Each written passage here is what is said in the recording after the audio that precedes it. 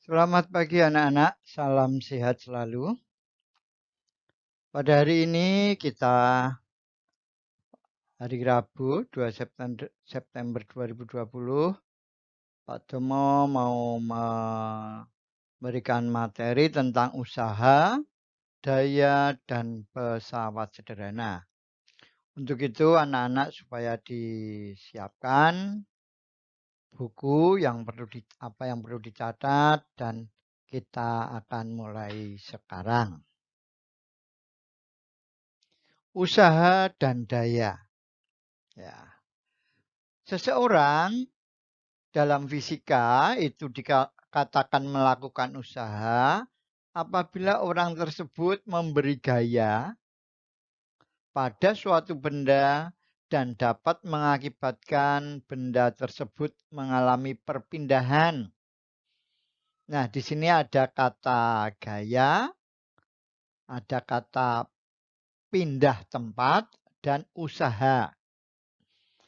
Nah, pada rumusan matematis, usaha adalah hasil kali antara gaya dengan jarak perpindahan. Usaha ini dilambangkan dengan V. Hasil kali antara gaya itu F, dan jarak perpindahan itu S. Maka definisi usaha adalah hasil kali antara gaya dengan jarak perpindahan dirumuskan dengan V sama dengan F kali S. W lambangnya dari usaha memiliki satuan Newton meter atau Joule.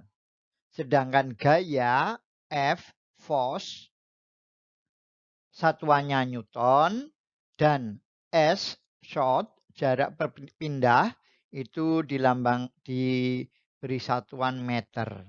Ya. Dari rumus tadi kita berikan contoh soal sebagai berikut. Alamsah mendorong benda dengan gaya 500 Newton.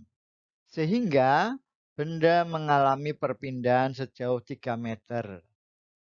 Berapakah usaha yang dilakukan oleh Alamsah? Maka untuk penyelesaiannya kita selalu metodis ya atau secara matematis gitu ya. Selalu pakai diketahui. F 500 Newton ini gaya. S 3 meter ini jarak. Ditanyakan W usaha. Maka jawab kita selalu kita tulis dulu rumusnya. WF kali S 500 Newton kali 3 meter. Maka usahanya 1500 Nm. Newton meter. Newton meter ini juga disebut Joule. 1500 Joule. Begitu. Kemudian kita masuki daya. Pengertian daya adalah besarnya usaha atau energi yang dipergunakan setiap detik. Dapat dirumuskan dengan rumus ini. P sama dengan W dibagi T. Atau secara matematis bisa dibolak-balik untuk menghitung nilai T atau nilai W seperti rumus ini. Ya. P, power atau daya. Itu satuannya Joule per detik. Joule per detik ini juga diberi nama watt. Ya, asal kata dari James Watt. Selanjutnya, W, work, kerja atau usaha, satuannya Joule. Sedangkan T, time atau waktu, satuannya adalah detik atau sekon. Nah, ini daya. P sama dengan W.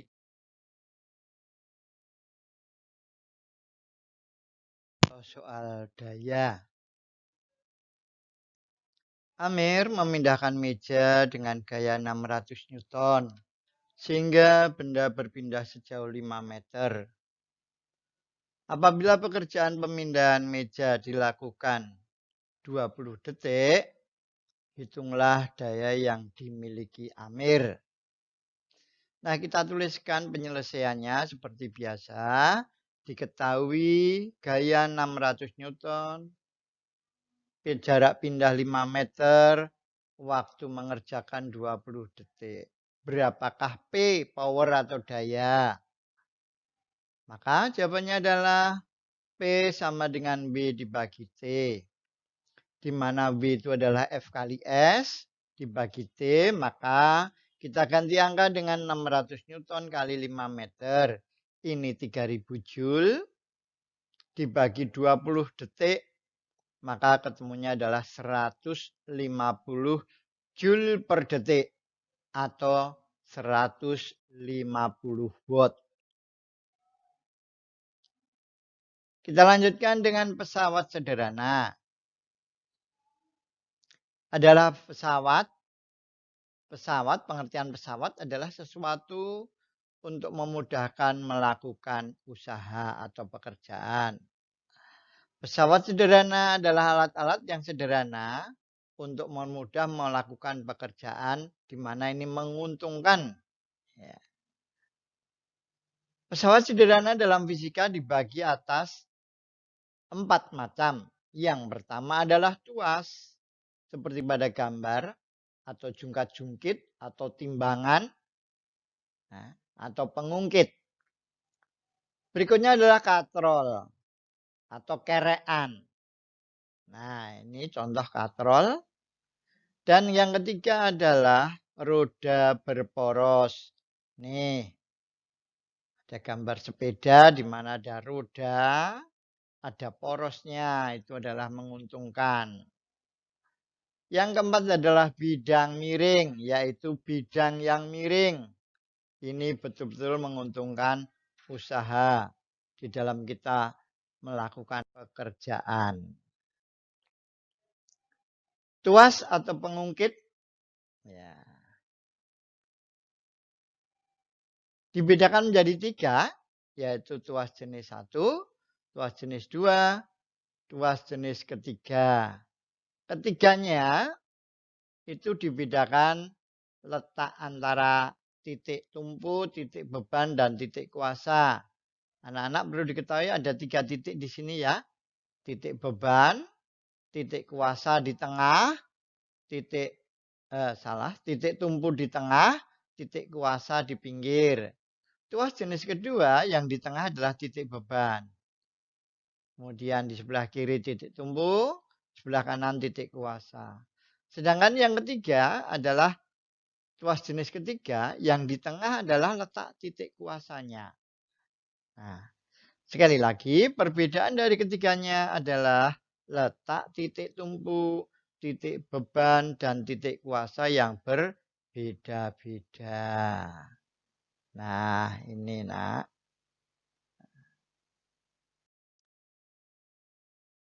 Kita lanjutkan rumus tuas dan keuntungan mekanis. Rumus tuas adalah tertulis di sini, yang sebelah kiri ini. W kali LB sama dengan F kali LK. W itu adalah berat.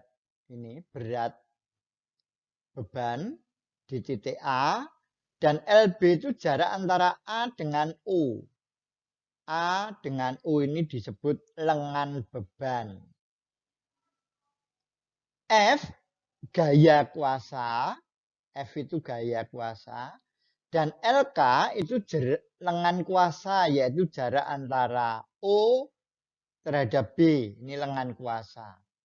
Maka, sekali lagi, W kali LB, beban kali lengan beban, sama dengan F kali LK. Gaya kuasa kali lengan kuasa.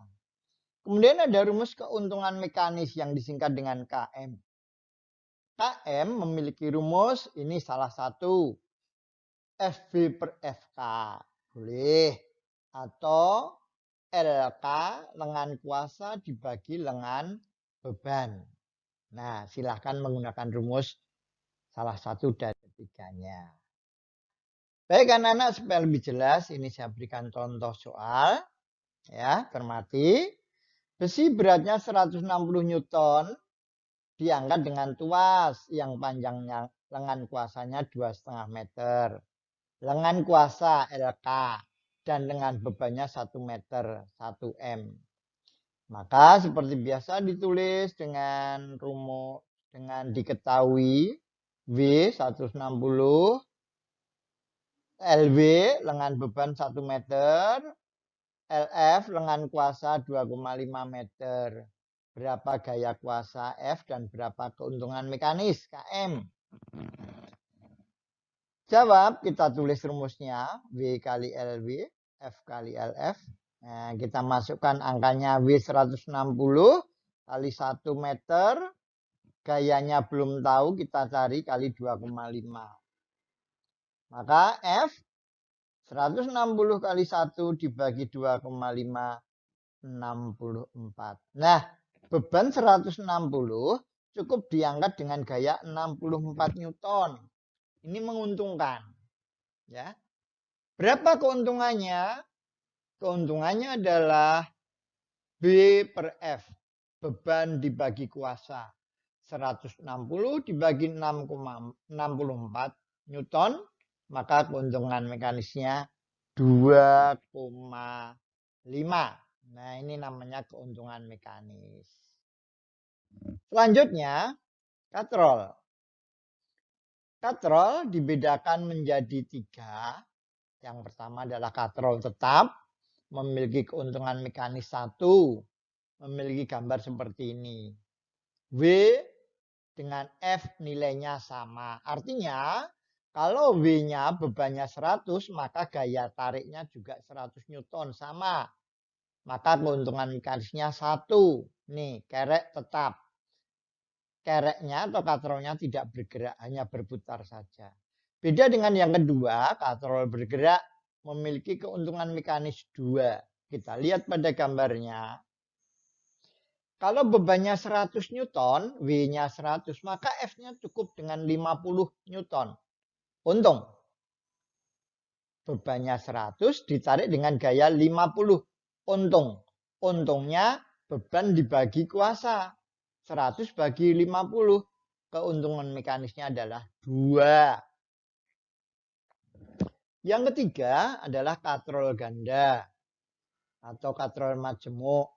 Memiliki keuntungan mekanis tergantung pada jumlah katrol yang digunakan. Kalau seperti pada contoh ini, di mana katrolnya ada 3, maka memiliki keuntungan mekanis 3. Artinya, gaya kuasa sepertiga dari gaya bebannya. Kita lihat contoh soal ini. Ya, berannya 250 Newton, diangkat dengan katrol tetap. Berapa gaya kuasanya? Ya, W per F sama dengan 1. 250 bagi F sama dengan 1, maka F-nya adalah 250 Newton. Jadi beban 250, gaya angkatnya juga sama. 250, begitu. Contoh soal 2 untuk jenis kerek katrol bergerak. Beban masanya 800 Newton. Nah, ini pakai massa, anak-anak. Bukan gaya tapi massa. Nah, massa ini dipengaruhi gravitasi yang memiliki percepatan 10 meter per detik kuadrat. Nah, ini bisa menjadikan gaya. Di mana gaya itu adalah M kali G. 800 gram. Tapi kok kilogram ya? Nah, nanti kita ubah ke dalam kilogram. Gram kita ubah dalam kilogram. Maka 800 gram menjadi 0,8 kilo kali 10. Ketemunya adalah 8 Newton. Nah, ini. F-nya 8 Newton. Bebannya 8 Newton. Maka gaya angkatnya adalah 4 Newton. Separuhnya. Itu keuntungan mekanisnya 2. Baik, kita masuk yang terakhir, bidang miring. Bidang miring adalah bidang yang posisinya miring. Hal ini sangat membantu dalam melakukan usaha atau pekerjaan. Kita lihat, untuk memasukkan balok kayu ke atas truk, itu cukup dengan papan yang miring, kita dorong ke atas. Ini tenaganya lebih kecil daripada kalau kita angkat baloknya langsung naik. Nah, gitu. Alat-alat yang berprinsip bidang miring antara lain. Ini bidang yang miring. Nah, contohnya ini. Nah, kemudian kampak, mata kampak atau baji. Ini miring. Ini dengan tenaga kecil bisa menguntungkan bidang yang miring itu. Contoh lain, sekrup. Nah, sekrup itu kalau kita tidak ada, kalau kita lihat ini ada uliran, uliran ini posisinya miring. Ini mempermudah di dalam memasukkan sekrup ke dalam kayu. Coba kita bayangkan kalau tidak ada uliran miring ini, maka kita akan memasukkan paku itu sangat sulit dengan obeng. Tutup botol, nah, kita putar itu juga ada bidang yang miring. Begitu anak-anak, contoh untuk bidang miring. Rumus dulu. Rumusnya, keuntungan mekanisnya adalah S dibagi H atau W per F. S itu adalah jarak tempuh, panjangnya bidang miring. Kalau H, tingginya bidang miring.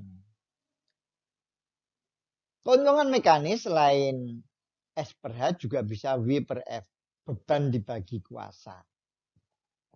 Atau rumus yang lain, F sama dengan W kali H dibagi S. Begitu anak-anak. Terakhir kita berikan contoh soal bidang miring. Nah, ini. Ini Bapak ini menarik benda, tarik ke atas gitu. Narik ke atas sejauh 2 meter. Tingginya kenaikan itu 1 meter. Bebannya 40 Newton. Ya, maka berapa tenaga yang diberikan oleh Bapak ini? W kali H sama dengan F kali S. Nah, 40 kali 1 per 2, jawabannya 20 Newton. Berapa keuntungan mekanisnya? Iya, S per H, jarak yang ditempuh 2 meter dengan ketinggian 1 meter. Atau 40 bagi 20, keuntungan mekanisnya 2. Demikian anak-anak untuk materi hari ini. Kemudian nanti ada tugas dikerjakan. Lihat pada buku paket halaman 99 sampai dengan 101. Kerjakan yang objektif saja 1 sampai 10. Ya, jangan lupa difoto, dikirim lewat Google Classroom. Diberi nama, nomor absen dan kelasnya. Sekian, terima kasih dan semangat belajar walau situasi masih pandemi. Terima kasih.